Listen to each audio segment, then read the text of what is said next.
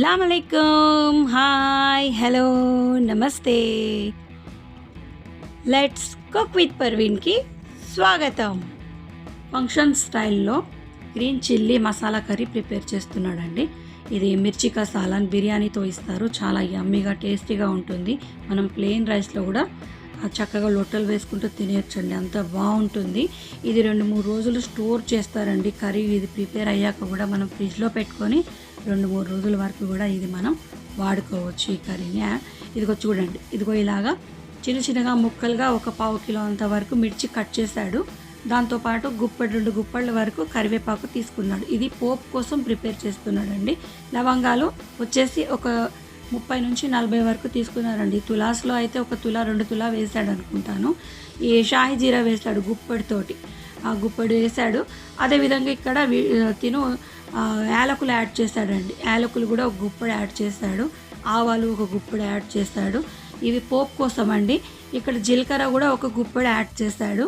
ఈ మనం curry start చేసుకునే ముందు అయితే ఏదో పోపు పెట్టుకుంటామో ఆ పోపు కోసం ప్రిపేర్ చేసుకునేది ఈ ప్రిపరేషన్ అండి.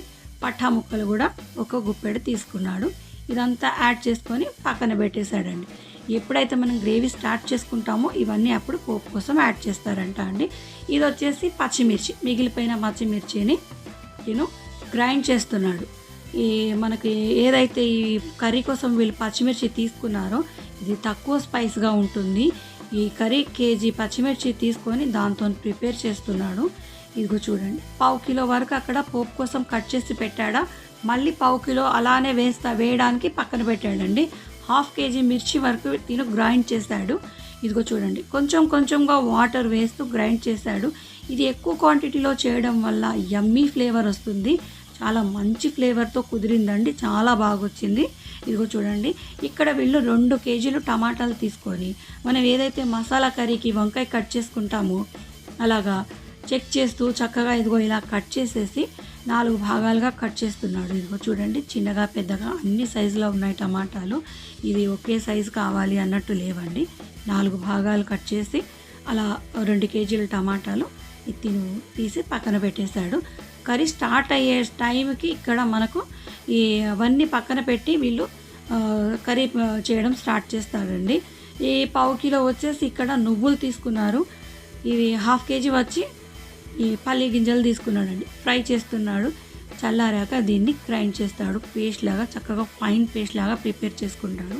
ఈ ఫంక్షన్స్లలో పల్లీలు పొట్టు తీయరండి, పొట్టు తీయకుండానే వీళ్ళు గ్రైండ్ చేస్తారు.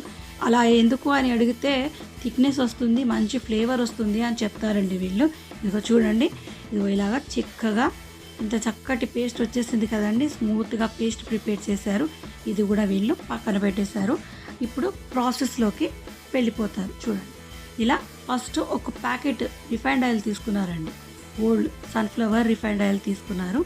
దీన్ని పోపు కోసం అని వాడారు వీళ్ళు. ఇందాక మసాలాలు వాళ్ళు తీసి స్టార్టింగ్లో చూపించాను కదా, ఆ మసాలా ఇక్కడ యాడ్ చేస్తారు. ఇవి కాస్త వేగాక ఈ మిర్చి ఏదైతే ఉందో అది కాస్త వేగాక ఇది నెక్స్ట్ మనకు స్టెప్ బై స్టెప్ ఇందాక వీళ్ళు గ్రైండ్ చేసి పెట్టుకున్న మసాలాలన్నీ యాడ్ చేస్తారండి. ఇప్పుడు ఇక్కడ అల్లం వెల్లిపాయ పేస్ట్ తిను చేత్తో వేస్తున్నాడండి. ఇలా చేత్తోని చూడండి, చేత్తో వేస్తున్నాడు. మనకి ఇక్కడ క్వాంటిటీ ఎంత అనేది చెప్పడానికి లేదు. ఇది మొత్తం 300 గ్రామ్ వరకు వీళ్ళు అల్లం వెల్లిపాయ పేస్ట్ ఇందులో యాడ్ చేశారు. అది ఇతను యాడ్ చేసిన మసాలా మాడిపోకుండా వెంటనే వాటర్ స్ప్రింకిల్ చేస్తూ ఉంటాడు. పసుపు తీసుకున్నాడండి, ఒక 100 గ్రామ్ వరకు యాడ్ చేశాడు అనుకుంటా పసుపు నేను. ఎందుకంటే మిర్చి కసాలాను ఎల్లో కలర్లో వస్తుంది కదండి, గ్రీనిష్గా ఎల్లోయిష్గా ఉంటుంది కదా, అందుకని తిను పసుపు యాడ్ చేశాడు. రెడ్ చిల్లీ పౌడర్ కూడా అదే విధంగా 100 గ్రామ్ యాడ్ చేశాడండి, సేమ్ క్వాంటిటీలో యాడ్ చేశాడు. నేను ఇందాక అతన్ని అడిగాను, ఇదేంటి గ్రీన్ చిల్లీ ఉంది కదా మళ్ళీ కారం యాడ్ చేసావంటే కలర్ బాగా వస్తుందండి, మంచి కలర్ కోసం యాడ్ చేశాను అని చెప్పాడు. ఇందాక కట్ చేశారు కదండి టమాటాలు, అది కూడా ఇందులో యాడ్ చేసేసాడు. ఈ టమాటాలు కాస్త వేగుతూనే ఉండంగా కలుపుతూనే తను మిగిలిన మసాలాలు యాడ్ చేశాడండి. గ్రీన్ చిల్లీ పేస్ట్ ఇందాక తను నూరి పక్కన పెట్టాడు కదా, ఆ పేస్ట్ ఇక్కడ యాడ్ చేశాడు. ఆ గ్రీన్ చిల్లీ ఏంటంటే 1/2 కేజీ వరకు గ్రైండ్ చేశాడండి. మిగిలింది పోపులోనే వేసేసాడు. అది కూడా కట్ చేసి వేశాడు. దీన్ని 1/2 కేజీ వరకు పోపులో వేశాడు, 1/2 కేజీ గ్రైండ్ చేశాడు. సాల్ట్ యాడ్ చేస్తున్నాడు. చేత్తోనే వేస్తాడండి అన్నీ. తిను క్వాంటిటీ అనేది చెప్పడు. మనం వేసే అందాజని బట్టి తిను ఇంత యాడ్ చేశాడు అని మనం గెస్ చేసుకోవాల్సిందే. నేను చెప్పడండి. 100 గ్రామ్ వరకు ఇక్కడ తను ఉప్పు యాడ్ చేశాడు. ఇక్కడ వీళ్ళు ఏం చేశాడంటే 200 గ్రామ్స్ వరకు ఇక్కడ ధనియా పౌడర్ యాడ్ చేశాడండి. ఇది తిని యాడ్ చేసే పద్ధతిని మనం చూస్తూ ఉంటే మాడనీయకుండా కొద్దిసేపటికి వాటర్ స్ప్రింకిల్ చేస్తున్నాడండి. చూడండి, మీరు జాగ్రత్తగా చూస్తే మీకు కనిపిస్తుంది. అది మాడకుండా మసాలా కొంచెంగా వాటర్ యాడ్ చేస్తున్నాడు. నేను అన్నాను ఒకేసారి యాడ్ చేయొచ్చు కదా అంటే, గ్రేవీ తొందరగా ఉడకదు, మసాలా మంచి ఫ్లేవర్ రావాలంటే అది ఉడుకుతూనే ఉండాలి, మనకి ఎక్కువ టైం తీసుకోదు. అలా ఉడకడం వల్ల సైడ్ నుంచి నూనె రిలీజ్ అవుతుంది, కర్రీ తొందరగా ప్రిపేర్ అయిపోతుంది. ఫంక్షన్స్లలో మనం ఎక్కువ క్వాంటిటీలో వాటర్ యాడ్ చేసుకుంటే ఉడకడానికి టైం పడుతుంది, టైం అయిపోతుంది. అందుకని కొంచెంగా యాడ్ చేస్తూ మేము దాన్ని అలా కర్రీని పొయ్యి మీదనే మేము కలుపుతూనే ఉంటాము. అందువల్ల తొందరగా ప్రిపేర్ అయిపోతాయి ఫంక్షన్లో కర్రీస్ అని చెప్పాడండి. ఇందాక మనం చూసాం కదా, పల్లీలు, నువ్వులు, ఆ పేస్ట్ యాడ్ చేశాడండి. మళ్ళీ వాటర్ స్ప్రింకిల్ చేశాడు. ఇందులో గుప్పెడి వరకు తిను ఆనియన్ ఇక్కడ యాడ్ చేశాడు. బిర్యానీ కోసం ఫ్రై చేస్తారు కదండి ఆనియన్, ఆ ఆనియన్ ఇక్కడ యాడ్ చేశాడు.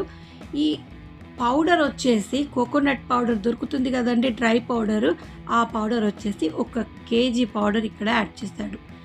ఈ కేజీ పౌడరు తిను చెయ్యి ఆపకుండా అలా మాడనీయకుండా కలుపుతూనే ఉన్నాడండి. అలా కలుపుతూ గ్రేవీ దగ్గరికి వచ్చేసాక అప్పుడు ఏం చేశాడంటే ఉడికిపోయింది అని తనకు అనిపించింది. టమాటా, ఇందులో వేసిన పచ్చిమిరపకాయలు ఇవన్నీ వేగిపోయాయి అని తనకు మసాలా అంతా వేగిపోయింది అని అనిపించినప్పుడు ఇక్కడ మళ్ళీ ఉప్పు యాడ్ చేశాడు కొంచెం. ఎందుకంటే కొబ్బరి పౌడర్ వేసాడు కదా, చప్పగా అయిపోతుందేమో అని తను ఏం చేశాడు, మళ్ళీ సాల్ట్ యాడ్ చేశాడు. సాల్ట్ ఏదైతే తిను ఇంగ్రీడియంట్స్ యాడ్ చేస్తున్నాడో దాన్ని పట్టి మళ్ళీ సాల్ట్ యాడ్ చేస్తూ పోతున్నాడు. ఇక్కడ మళ్ళీ వాటర్ వేసి ఏం చేస్తాడు, ఆ గ్రేవీ మొత్తం గిన్నెకున్నదంతా గ్రేవీ మొత్తం కిందికి అలా చేత్తో నీట్గా అనేసాడు. అనేయడం వల్ల గ్రేవీ మంచిగా ఉడుకుతుంది, అటు ఇటు గిన్నెకి తగలకుండా నీట్గా ఉంటుంది అని.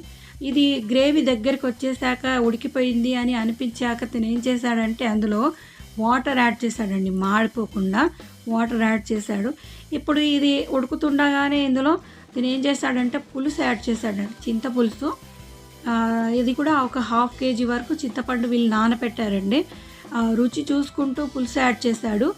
కొత్తిమీర, కరివేపాకు, అదేవిధంగా ఇప్పుడు పుదీనా, కొత్తిమీర 2 కలిపి యాడ్ చేస్తున్నాడండి. పుదీనా, కొత్తిమీర, ఇవి కరివేపాకు స్టార్టింగ్లో యాడ్ చేశాడు. ఈ కొత్తిమీర, పుదీనా ఇంకా గ్రేవీ అయిపోయింది, ఇంకా కొద్దిసేపు అయితే మనం దించేస్తాము, పులుపు యాడ్ చేసుకునే ముందు ఈ కొత్తిమీర, పుదీనా యాడ్ చేసి ఇప్పుడు ఇది చింతపులుపు ఇక్కడ వీళ్ళు యాడ్ చేస్తున్నాడు. చూడండి, ఇలా చింతపండు ఫస్ట్ నానబెట్టుకొని చక్కగా నీట్గా ఆ పులుసు ఏదో తీసేసుకొని ఇక్కడ యాడ్ చేస్తున్నాడు. ఈ చింతపులుపు యాడ్ చేసుకున్నారంటే కర్రీ అయిపోయినట్టే అండి మ్యాక్సిమంగా. లాస్ట్లో వీళ్ళు ఏం చేశారంటే కసూరి మేతి, ఈ డ్రై కసూరి మేతి స్ప్రింకిల్ చేసేసాడు. ఇంకా గిన్నె మొత్తం నీట్గా తుడిచేశాడు. మంట తక్కువ చేసేసాడు, సిమ్ మీద పెట్టాడండి. సిమ్ మీద పెట్టేసి దాని మీద గిన్నె వేసి వదిలేశాడు. అంతేనండి, ఈ కర్రీ అయిపోయిందండి ప్రిపేర్. చూడండి, ఇదిగో సైడ్లో నుంచి నూనె ఇలా రిలీజ్ అయిందంటే ఇది సర్వింగ్ బౌల్లోకి సర్వ్ చేసేసి అందరికీ ఫుడ్ తినే టైంకి తీసుకొచ్చి టేబుల్స్ మీద సర్వ్ చేస్తారండి. చూస్తారు కదా, నేను చూపించిన ఈ రెసిపీ కనుక మీకు నచ్చినట్టయితే like, share, comment, subscribe, hit the bell icon. కొత్త వారైతే మర్చిపోకుండా నా ఛానల్ సబ్స్క్రైబ్ చేయండి, బెల్ ఐకాన్ హిట్ చేయండి. నేను వీడియో అప్లోడ్ చేయగానే నోటిఫికేషన్ వస్తుంది. Thank you.